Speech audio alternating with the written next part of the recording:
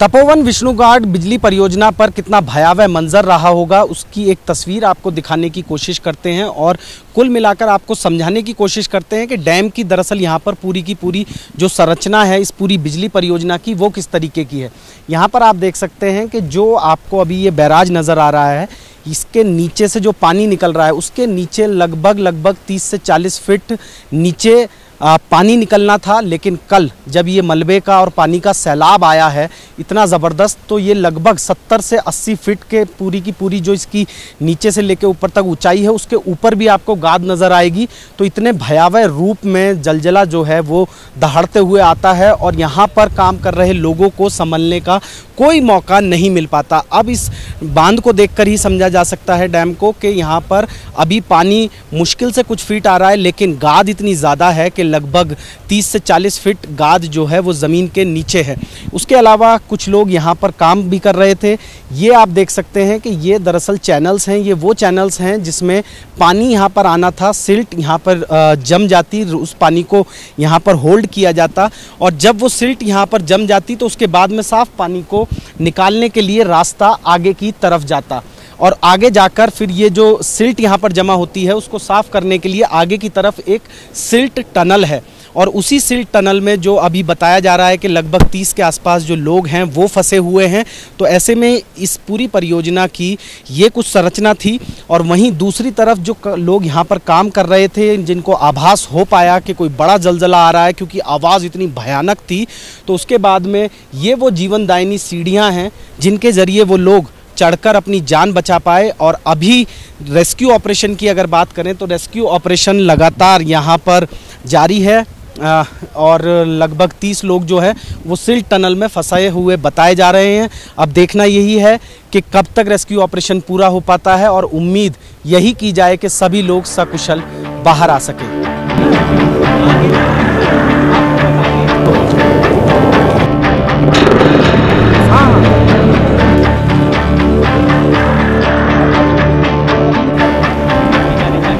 उत्तराखंड में ग्लेशियर फटने के बाद कितना भयावह मंजर रहा होगा उसकी एक तस्वीर जो है वो आपको दिखाने की कोशिश करते हैं और इस तस्वीर से आप समझिएगा कि किस तरीके के हालात उत्तराखंड में रविवार सुबह लगभग 10:30 बजे के आसपास रहे इस तपोवन प्रोजेक्ट में। यहाँ पर आप देख सकते हैं कि ये जो बैराज है, यहाँ पर बैराज के ऊपर भी पूरे में आपको गाद जो है वो ही नज़र आएगी क्योंकि जिस तरीके से एवलांच आया तो उसके बाद में भयानक पानी के साथ में मलबा आता है और इतनी हाइट तक मलबा चढ़ गया। और वहीं दूसरी तरफ ये देख सकते हैं आप नीचे की तरफ के अंडर कंस्ट्रक्शन है, ये यहाँ पर काम चल रहा था और लगभग बताया जा रहा है कि 60 से 65 लोग जो है वो यहाँ पर उस समय पर काम कर रहे थे और जब इस जलजले की आवाज़ आती है तो उसमें से बहुत से लोग ऐसे थे जिनके लिए जीवनदायिनी बनी ये सीढ़ियाँ। ये सीढ़ी आपको टूटी हुई नज़र आएगी। इस सीढ़ी से बताया जा रहा है कि लगभग 30 या उससे ज़्यादा लोग जो है इस सीढ़ी के रास्ते ऊपर चढ़ते हैं और फिर उस दूसरी सीढ़ी के रास्ते ऊपर आकर के उन्होंने अपनी जान बचाई। तो ये वो जीवनदायिनी सीढ़ी है जिसने लगभग 30 से 35 लोगों की जान बचा ली। लेकिन इसके अलावा बहुत से लोग ऐसे थे जो अपने आप को बचाने में सफल नहीं हो पाए और अभी भी टनल में फंसे हुए हैं। अगर मैं इन टनल्स की बात करूं तो टनल आप देख सकते हैं कि एक ये टनल है जो आगे की तरफ दूसरी टनल है जिसमें 30 लोग जो है वो रिपोर्टेडली फंसे हुए बताए जा रहे हैं। दरअसल वो सिल्ट टनल है जो जितनी भी गाद निकलती है पानी से, तो इसीलिए उस टनल का जो रुख है, जो उसका कंस्ट्रक्शन है वो स्लाइडिंग है, स्लोप में है और इसीलिए वहाँ पर ज़्यादा जो आशंकाएं बनी हुई हैं कि वहाँ पर ज़्यादा लोगों को नुकसान हुआ होगा, ऐसी आशंकाएं जताई जा रही हैं क्योंकि वो सिल्ट टनल है और सिल्ट टनल में होने की वजह से जो है ये दिक्कतें आई हैं। यहाँ पर कुछ स्थानीय लोग भी हैं। आपका नाम? अनूप गिलडियाल। अनूप जी, आप इस प्रोजेक्ट से कैसे मतलब यहाँ पे काम करते हैं या कैसे? हाँ, इधर वर्किंग करते हैं। कल क्या कुछ हुआ और लगभग कितने लोग थे यहाँ पर और किस तरीके का पूरा घटनाक्रम रहा? जिस समय मतलब आवाज़ आई ना, पहले काफ़ी ठीक ठाक तेज़ आवाज़ आई थी तो लोग भागे इधर के लिए, तो यहाँ बंदे थे तब तो ऊपर से फ्लड आ गया था, मतलब बचने का चांस नहीं, चारों तरफ से आ गया। तो यहाँ काफ़ी बंदे थे, मतलब 15-20 तो थे ही। फिर हमने आवाज़ दी उनको कि इधर, तो रास्ता बंद हो गया था। कुछ बंदे मतलब 20-25 बंदे वहाँ सीढ़ी से ऊपर आ गए थे वो।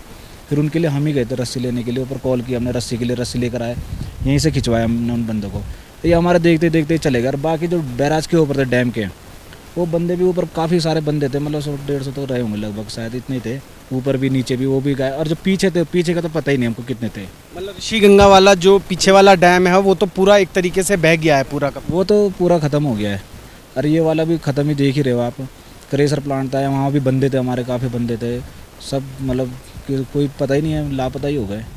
अच्छा, अगर ये रविवार का दिन नहीं होता तो क्या ज़्यादा लोग इस पूरी परियोजना में काम कर रहे हो? हाँ, पूरा ये क्षेत्र जितने भी हैं सारे लोग यहीं के कामरत है इधर पे, तो सारे ही लोग लगभग इधर का दोनों गांव खाली हो जाते, फिर सारे ही गांव इधर लापता हो जाता, क्योंकि सारे वर्कर इधर ही करते हैं काम, बाकी जगहों पे है नहीं। हमारा मेन प्रोजेक्ट ही यही है, इसी में सारे लोग काम करते हैं, तो एक भी बंदा यहाँ मुश्किल ही बचता फिर तो। अच्छा, कल जिस तरीके का पूरा घटनाक्रम रहा तो उस वक्त कहाँ पर काम चल रहा था और फिलहाल कौन कौन सी टनल में लोगों को ढूंढा जा रहा है? एक तो फेज़ 2 डाउन स्टिक में काम चल रहा था, वो HRT है ना, वो हाईरेस्ट टनल होती है वो, मतलब बैराज डैम का पानी उसी रास्ते से आगे जाना था जब ओपन हो जाती। तो आगे जो है इमरजेंसी ड्यूटी पर थे बंदे, कुछ इलेक्ट्रिकल वाले थे, पानी वाले थे, न तो अंदर पानी भर जाता है, वो उनका अंदर जाना। और अगर काम ओपन रहता है, यदि संडे ऑन रहता है, वर्किंग रहता है, तो कम से कम 20-25 बंदे से जो ज़्यादा ही अंदर और ज़्यादा ही रहने थे, मतलब उनका भी लाभ होना था। एक इस टनल में तो इतने जाने थे कि वो तो ये था कि 3 बंदे तो हमारे वाले कंपनी के गए, और बाकी जो दूसरी उसके थे उसमें भी आपको पता ही है कितने चले गए, ऋतिक कंपनी के, वो भी अभी लापता ही है। उसमें हमारे खास अच्छे जानकार, मतलब जान पहचान के लोग थे, साथ ही रहे हम कई साल तक, वो भी नहीं मिल रहे अभी तक, मिसिंग है सब। अच्छा, अगर मैं इस पूरे पावर प्रोजेक्ट को समझने की कोशिश करूं तो ये इसकी संरचना किस तरीके से हो रही है, किस तरीके से ये बनाया जा रहा है? पानी का फ्लो जैसे ऊपर की तरफ से आएगा तो यहाँ पर ये बैराज बनाया जा रहा है ना? हाँ जी, ये डैम है, पानी तो यहीं पे रोकना था, फिर इसके बाद नीचे से इसके ये दे रखे, ये है वॉल चैम्बर होते हैं ये, मतलब इसमें जो है पानी यहाँ पे रुकता है, और जो सिल्ट होती है नीचे की वो नीचे निकल जाती है। जो अभी को वो टनल है आगे, जहाँ से अभी बंदे बता रहे थे आप, सिल्ट निकलने के लिए, वहाँ से सिल्ट टनल ही है जिसमें काम चल रहा है। हाँ, वहाँ से निकलती है, और साफ पानी जो है दूसरे टनल के रास्ते निकल जाता है। ये 3 उसी के लिए बन रहे थे ये, और वहाँ तक बंद रहना था ये। लेकिन अब यहाँ ऐसा हुआ कि उसके ऊपर से ही आ गया, यहाँ तक पूरा पैक करके चला गया। इसका तो हमने तो कभी सोचा भी नहीं था कि इतना ऊपर कभी आएगा ये। हम तो सोचते थे नीचे जाएगा तो आज डैम के आधे तक ही आएगा। कितने फीट गहरा है अभी नीचे की तरफ जहाँ से पानी निकल रहा है, उससे नीचे कितना होगा ये डैम? ये होगा उसके नीचे भी, हाँ इतना होगा, मतलब 10-1 मीटर तो और होगा। 60-70 फीट, यानी कि अब आज की तारीख में हम ये कह सकते हैं कि 60 से 70 फीट जो गाद है, मलबा है, वो यहाँ पर जमा है। वो यहाँ पे जमा हो गया है। 12-15 मीटर की तो डैम की हाइट ही रह गई बस, इसके नीचे भी इतना ही हो रहा है, और इसके ऊपर भी देख लो आप कितना, मतलब 7-8 मीटर और ऊपर उठा हुआ है पानी। तो ये तो इम्पॉसिबल है, इतना तो सोचा भी नहीं था किसी ने कि इतना आ जाएगा। 80-90 फुट एक तरीके से मलबा और पानी अचानक से आ गया। अचानक वहाँ से तो ऐसा आया, बिल्कुल बहुत ही उठ कर ही आया, मतलब ये तो देख कर ही बंदों को तो यहाँ हार्ट फेल हो गया होगा उसको, इतना भयानक आया ऊपर। जब किसी को वो भी नहीं था कि यहाँ पे बारिश नहीं है, कुछ नहीं है, आधे बंदे तो इसीलिए किसी को पता ही नहीं था। बारिश का मौसम तो कुछ बचाव करते भी अपना, वैसे इतनी स्पीड में कोई कर भी नहीं सकता था बचाव अपना। तो जाहिर सी बात है कि जिस तरीके का भयावह मंजर जो है वो उत्तराखंड में यहाँ पर देखने को मिला, उसके चलते अभी भी लगभग 30 से ज़्यादा लोग जो है वो टनल में फंसे हुए बताए जा रहे हैं। रेस्क्यू ऑपरेशन लगातार जारी है, लेकिन कुल मिलाकर इस तरीके का घटनाक्रम रहा कि 60 से 70 फीट या फिर उससे भी ज़्यादा पानी और मलबा जो है वो अपने भयावह रूप में आता है, गड़गड़ाते हुए, दहाड़ते हुए, और यहाँ पर काम कर रहे तमाम जो लोग हैं उनको अपनी जद में ले लेता है। हालांकि शुक्र ये रहा कि जो जीवनदायिनी सीढ़ियाँ हैं उसके ज़रिए काफ़ी लोग ऊपर चढ़ पाए और उनकी जान बच पाई।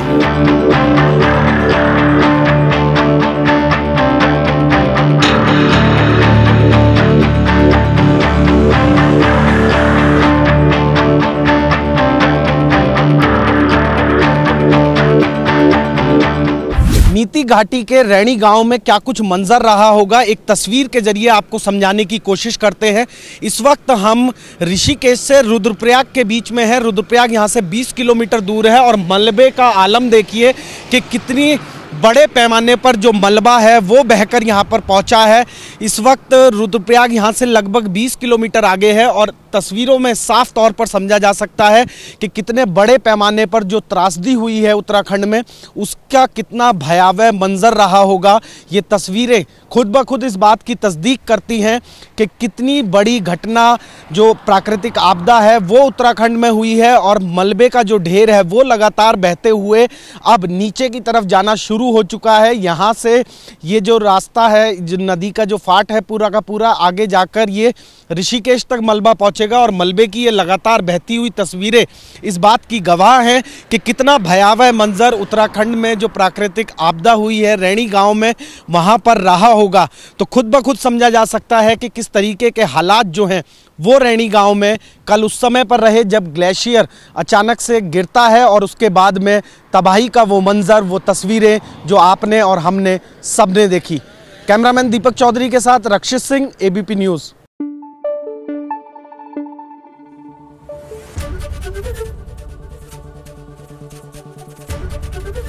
एबीपी न्यूज़ आपको रखे आगे।